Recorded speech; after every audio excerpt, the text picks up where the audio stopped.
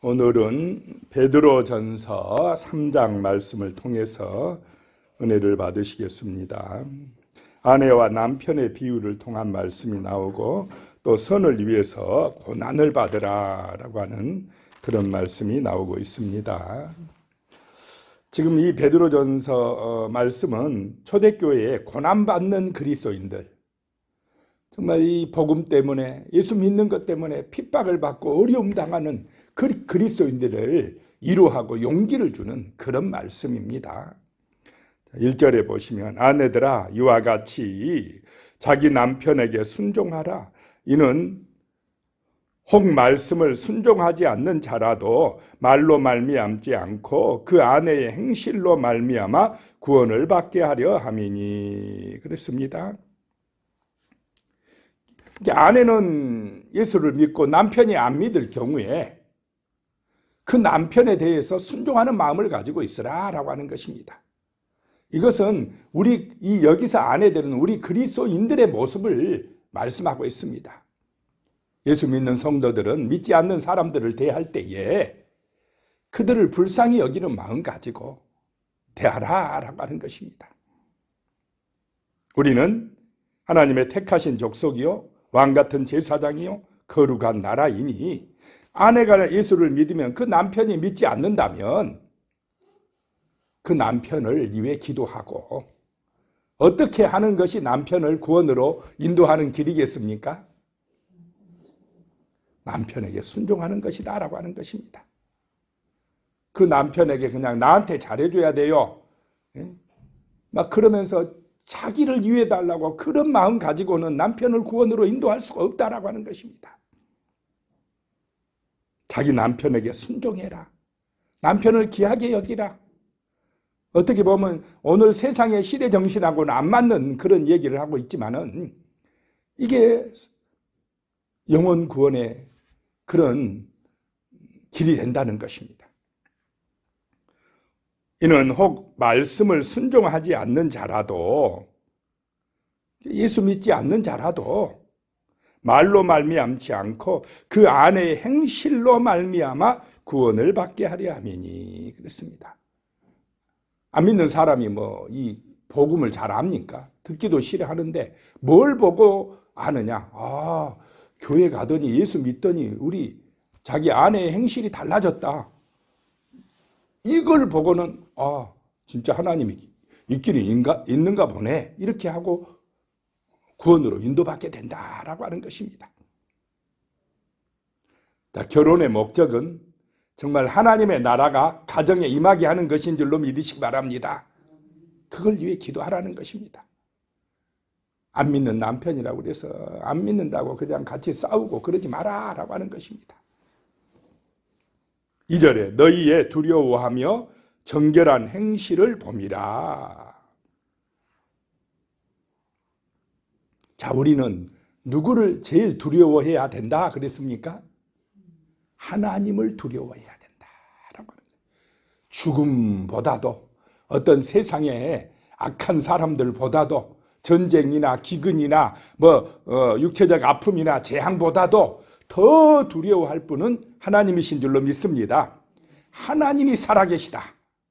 하나님 앞에서 나는 산다라고 하는 그런 자세로 두려워하는 마음을 가지고 정결한 행실로 살아가라. 그러면 누가 보느냐? 안 믿는 남편이 본다 이것입니다. 진짜 예수 믿는 사람답게 살아가네. 진짜 하나님 살아계심을 인정하고 살아가네. 그러면 두려워한다는 말이에요. 그 안 믿는 사람이.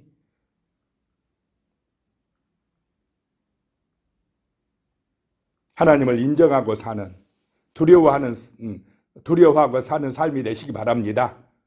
예배드릴 때만 하나님 인정하는 게 아니라 삶 속에서 하나님을 인정하고 정결한 행실로 살아가라라고 하는 것입니다. 3절에요. 너희의 단장은 머리를 꾸미고 금을 차고 아름다운 옷을 입는 외모로 하지 말고, 외모 치장에만 치우치지 말고.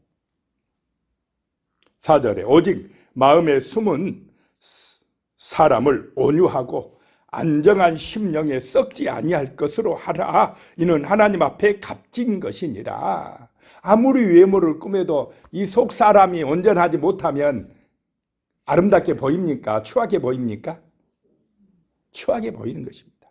마음이 예뻐야 돼요. 마음이 온전해야 돼요. 정말 이 중심에 진실한 믿음이 있고 겸손함이 있고 사랑이 있고 따뜻함이 있어야지 아무리 겉으로 치장을 해도 이 마음이 심보가 잘못되어 있으면 추하게 보이는 것입니다. 속 사람을 온전하게 해라 라고 하는 것입니다. 5절에요. 전에 하나님께 소망을 두었던 거룩한 부녀들도 이와 같이 자기 남편에게 순종함으로 자기를 단장하였나니. 남편이 아내를 볼 때 어떤 것이 아름다우냐? 이런 속 사람이 온전한 것. 전에 하나님께 소망을 두었던 부녀들도 그랬다는 것입니다. 남편을 귀하게 여기고 순종했다라고 하는 것입니다. 겸손하니까 순종하는 것입니다. 속 사람이 아름다우니까 순종하는 것입니다. 남편을 귀하게 여기는 것입니다. 교만하면 남편을 무시하고 함부로 대하고 그렇게 나올 것입니다. 6절에 사라가 아브라함을 주라 칭하여 순종한 것 같이 너희도 선을 행하고 아무 두려운 일에도 놀라지 아니하면 그의 딸이 된 것이니라. 하나님의 딸이 된 것이니라. 아브라함의 그 아내 사라도 그랬다는 것입니다. 남편을 주인이다 이렇게 여기면서 순종했다는 것입니다.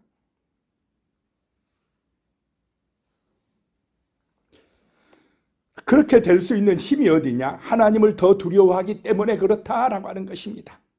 하나님을 인정하는 삶을 살기 때문에 그렇게 되어진다라고 하는 것입니다. 7절에요. 남편들아 이와 같이 지식을 따라 너희 아내와 동거하고 그를 더 연약한 그릇이요 또 생명의 은혜를 함께 이어받을 자로 알아 기이히 여기라. 이는 너희 기도가 막히지 아니하게 하려 함이라. 아내들만 그러는 게 아니라 남편들도 똑같다. 아내나 남편이나 남자나 여자나 하나님 앞에서는 다 귀하다, 동등하다라고 말씀합니다.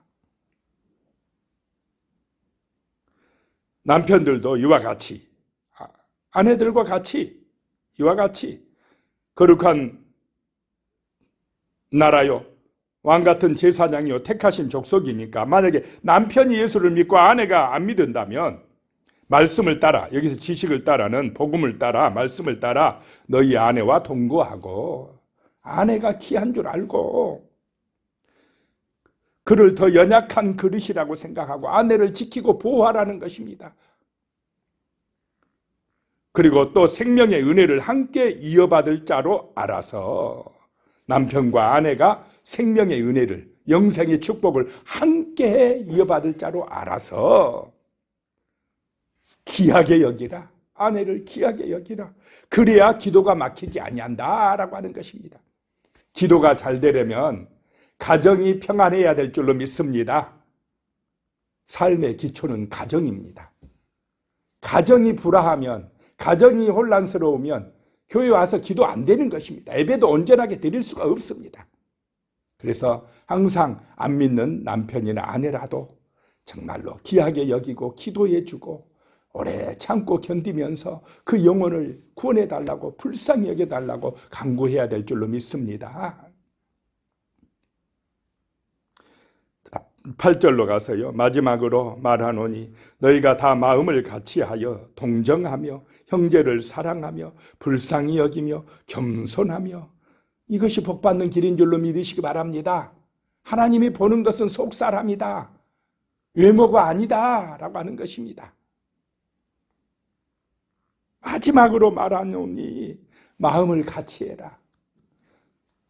가정에서 가족끼리 마음을 같이 하고 교회에서 성도들끼리 뭐 하라고요? 마음을 같이 하고 서로 동정하고 형제를 사랑하고 불쌍히 여기고 겸손한 마음으로 살아가라. 그래야 복받을 것이니라 라고 말씀하고 있습니다. 9절에요. 악을 악으로 욕을 욕으로 갚지 말고 도리어 복을 빌라. 이를 이유하여 너희가 부르심을 받았으니 이는 복을 이어받게 하려 하심이라. 자, 누가 악한 것으로 나를 공격해 오면 같이 악으로 갚지 말고, 욕한다고 해서 같이 뭐 하지 말고요? 욕하지 말고 도리어 무엇을 하라 라고 말씀합니까? 복을 빌라. 기도해라. 그래야 복을 이어받게 되느니라. 너희 자손들에게 복이 이어지느니라 라고 하는 것입니다. 왜 우리 주변에 힘든 사람, 어려운 사람, 악한 사람을 두셨느냐? 다 하나님의 뜻이 있다는 것입니다. 누가 나를 힘들게 하고 좀 악하게 대할 때에 정신을 차리고 누구를 바라보게 되겠습니까? 하나님 바라보고 의지하고 기도하게 됩니다. 그런 일이 없으면, 핍박이 없으면, 어려움이 없으면 기도 잘 안 합니다. 기도해야 은혜가 임하고 복이 임하고, 그 사람을 위해서 오히려 복을 빌어줄 때 하나님의 은혜가 나와 내 자손들에게 이어질 줄로 믿으시기 바랍니다. 그러니까 나를 도와주는 사람입니다. 그 악한 사람이. 10절에 그러므로 생명을 사랑하고 좋은 날 보기를 원하는 자는 혀를 금하여 악한 말을 그치며 그 입술로 거짓을 말하지 말고, 생명을 사랑하고 좋은 날 보기를 원하는 사람은 입 조심해라 라고 하는 것입니다. 말한 대로 이루어진다. 내가 축복하고 참고 선한 말하면 정말 좋은 날이 임할 줄로 믿으시기 바랍니다. 그런데 반대로 하면 오히려 저주가 온다라고 하는 것입니다. 11절에 악에서 떠나 선을 행하고 화평을 구하며 그것을 따르라. 12절에 주의 눈은 의인을 향하시고 그의 귀는 의인의 강구에 귀를 기울이시되 주의 얼굴은 주의 낯은 악행하는 자들을 대하시느니라 하였느니라. 하나님의 눈은 의인을 향하신다. 다 보고 계신다. 참고 견디면서 정말로 선을 행하는 걸 하나님이 보고 계신다라고 하는 것입니다. 또 의인의 간구를, 기도 소리를 하나님의 귀가 듣고 계신다. 그런데 하나님의 얼굴은 누구를 향한다고요? 악한 사람들을. 그러면 누가 원수 갚아주시겠습니까? 하나님이. 내가 갚으려고 하면 안 된다 이 말입니다. 원수 갚는 것은 하나님께 맡기라. 오히려 나는 그 악한 사람을 위해서 기도하고 복을 빌어주라. 그것이 내가 복받고 내 자손들이 복받는 비결이다 라고 하는 것입니다. 13절에 또 너희가 열심으로 선을 행하면 누가 너희를 해하리요. 아무리 저 사람이 나를 욕하고 비난해도 내가 오히려 그 사람을 축복하고 기도해 준다면 어떻게 그 사람이 나를 해하겠느냐. 그래도 해할 사람이 있지만은 14절에 나옵니다. 그러나 의를 위하여 고난을 받으면 복 있는 자니 그들이 두려워하는 것을 두려워하지 말며 근심하지 말고, 이 복음 때문에 의를 위하여 핍박받고 고난받으면 천국이 저희 것이며 그것이 복이 될 줄로 믿으시기 바랍니다. 내가 악한 일에서 잘못해서 고난을 받으면 그건 당연한 것이지만은 이 복음 때문에 정말 진리를 전하다가 선한 일을 하다가 핍박을 받으면 복이다는 것입니다.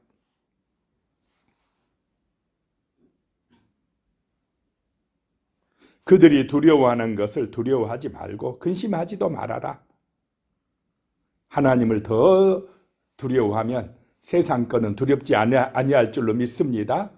또 하나님을 사랑하고 사람을 사랑하면 두려움이 사라집니다. 15절에 너희 마음에 그리스도를 주로 삼아 거룩하게 하고 너희 속에 있는 소망에 관한 이유를 묻는 자에게는 대답할 것을 항상 준비하되 온유와 두려움으로 하고, 우리 마음에 예수를 주로 삼으시기 바랍니다. 예수가 나의 삶의 주인이 되시기 바랍니다. 다른 것이 주인 되면 안 됩니다. 그 마음 중심, 속사람, 거기를 주님이 보신다는 것입니다. 예수가 보배가 되고 예수가 나의 목자가 되고 예수가 언제나 나와 함께 계시고 정말로 예수 그리스도가 천국으로 인도하시는 나의 생명의 주인이라고 늘 고백하고 그렇게 살아갈 때 우리는 거룩한 삶이 될 줄로 믿습니다. 예수가 소망이 되는 삶, 부활의 영광이 소망이 되는 삶. 그래서 누가 정말로 어려움 속에서 고난 속에서 기뻐하고 감사하는 걸 보고 대체 무엇 때문에 그렇게 참 즐거워하고 소망 가운데 살아갈 수 있느냐 물으면 대답할 수 있어야 된다라고 하는 것입니다. 그런 대답할 것을 항상 준비하고 대답할 때는 온유하고 두려움으로 하라는 것입니다. 대답해 줄 때는 정말 온유한 마음으로, 하나님을 두려워하는 마음으로, 하나님을 경외하는 마음으로 대답을 해라 라고 하는 것입니다. 말을 할 때 항상 하나님을 경외하는 마음으로 하시기 바랍니다. 함부로 하지 마라 이 말입니다. 전도할 때도 말을 할 때도 그 영혼들을 사랑하는 마음으로, 온유한 마음으로 진짜 하나님이 그 자리에 역사하신다 생각하시고 말을 할 때에 하나님의 능력이 나타난다는 것입니다. 16절에요. 선한 양심을 가지라. 이는 그리스도 안에 있는 너희의 선행을 욕하는 자들로 그 비방하는 일에 부끄러움을 당하게 하려 함이라. 선한 양심을 가지라는 것입니다. 세상 사람은 세상을 이 양심이 마비되고 말았습니다. 양심이 없어요. 그냥 자기 욕심, 자기 이익만 생각하면 뭐 양심이고 뭐고 없이 행동하는 것이 세상입니다. 그런데 너희는 선한 양심을 가지고 살아라 라고 하는 것입니다. 17절에 선을 행함으로 고난받는 것이 하나님의 뜻일진데 악을 행함으로 고난받는 것보다 나으니라. 세상은 고난이 없습니까? 고난이 있습니까? 인생살이 고난이 있습니까? 없습니까? 선을 해도 고난받고 안 해도 고난받고 고난의 연속인 게 인생입니다. 고난이 있는 것 당연하다 생각하고 있어야 됩니다. 그런데 이왕이면 선을 행함으로 고난받는 것이 축복이다라고 하는 것입니다. 18절에 그리스도께서도 단번에 죄를 위하여 죽으사 의인으로서 불우한 자를 대신하였으니 이는 우리를 하나님 앞으로 인도하려 하심이라. 육체로는 죽임을 당하시고 영으로는 살리심을 받았으니, 여기서 영으로는 이제 살리심을 받았다, 부활하셨다 이 말입니다. 예수도 고난 받으셨다는 것입니다. 19절에 그가 또한 영으로 가서 옥에 있는 영들에게 선포하시니라. 예수님이 영으로 가서 그 옥에 있는 영들에게, 지옥에 있는 영들에게 선포하셨다는 것입니다. 20절에 나옵니다. 그들은 전에 노아의 날 방주를 준비할 동안 하나님이 오래 참고 기다리실 때에 복종하지 아니하던 자들이라. 방주에서 물로 말미암아 구원을 얻은 자가 몇 명뿐이니 겨우 8명이라. 그 노아 시대에 불순종하여서 지옥에 갔던 그 영혼들, 그 영들에게, 복종하지 아니하는 그 자들에게 예수께서 가셔서 봐라, 노아의 말이 맞았지 않느냐? 너희가 불순종해서 너희는 이 지옥 심판 받았고 노아는 말씀에 순종함으로 구원을 받았느니라고 노아의 승리를 선포했다는 것입니다. 예수님이 그 옥에 있는 영혼들을 구원하는 게 아니라 하나님의 말씀에 승리를 선포했다는 것입니다. 지금도 정말로 불심판이 다가오고 있는데 노아처럼 정말로 이 말씀에 순종함으로 구원의 방주에 들어온 사람들에게는 승리의 영광이 임하지만은 불순종하여 노아 시대 사람들처럼 불순종하여 지옥 갈 사람들에게는 정말 하나님의 심판이 예고되는 줄로 믿으시기 바랍니다. 그런 표가 바로 노아 시대 사람들이다. 구원받은 사람은 겨우 8명이고 나머지 사람들은 그 옥에 갇혔다, 지옥에 갇혔다라고 하는 말씀입니다.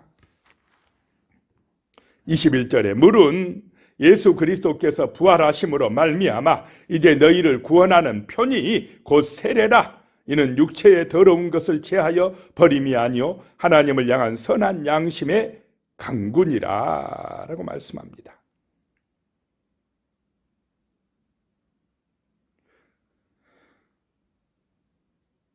이 물이 예수 그리스도로 말미암아 너희에게 구원하는 표가 되었다라고 하는 것입니다. 그것이 세례다. 그러나 세례는 육체의 더러운 것을 제하여 버림이 아니요 하나님을 향한 선한 양심의 강군이다. 구원의 표로 이제 세례 받는다라고 하는 것입니다. 그러나 우리의 구원은 예수의 보혈의 피의 은혜로 받게 되는 줄로 믿으시기 바랍니다. 속량의 은혜는 예수의 피로 받게 된다는 것입니다. 22절에 그는 하늘에 오르사 하나님 우편에 계시니 천사들과 권세들과 능력들이 그에게 복종하느니라. 자, 우리도 예수님의 은혜로 이제 하늘에 올라갈 줄로 믿습니다. 그것이 우리의 소망입니다. 부활의 소망, 그 소망 가지고 이 땅에서 우리는 그리스도인으로 살아가야 됩니다. 오래 참고 견디기도 하고 정말 하나님의 말씀에 순종하는 은혜의 삶을 살아가기를 간절히 소망합니다. 기도하겠습니다. 하나님 아버지, 이 세상은 정말 고난의 연속입니다. 그러나 의를 위하여 고난받는 것이 복이 있다라고 말씀하셨습니다. 하나님, 정말 우리가 복음 때문에 진리 때문에 힘들고 어렵다 할지라도 부활의 소망을 가지고 참고 견디며 승리하게 하여 주시옵소서.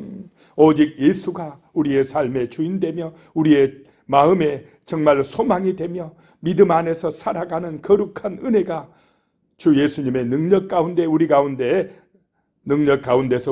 나타나게 하여 주시옵소서. 예수님의 이름으로 기도드리오며 이제는 우리 주 예수 그리스도의 은혜와 하나님 아버지의 무한하신 사랑과 성령의 교통 역사하심이 영원히 함께 하시기를 축원하옵나이다. 아멘.